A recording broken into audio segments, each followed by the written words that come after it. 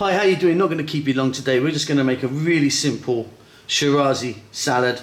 Shirazi meaning from Shiraz in Iran. Very, very easy. So cucumbers, tomatoes cut nice and small, about equal amounts.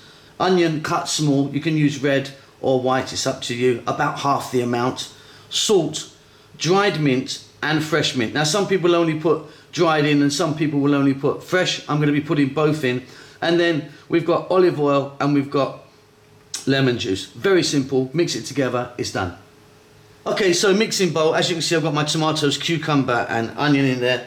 We're going to go in with the olive oil, the lemon, and you can really play around with these amounts. We're going to put a little bit of salt in there. Some black pepper if you want.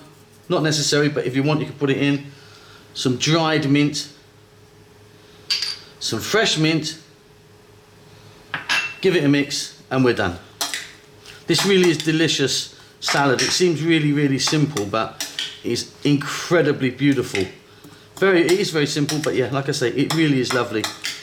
See you in a moment. Could not be easier. There you go, so simple. Hope you enjoy that. Don't forget to subscribe to our channel. We'll see you soon. Lots of love.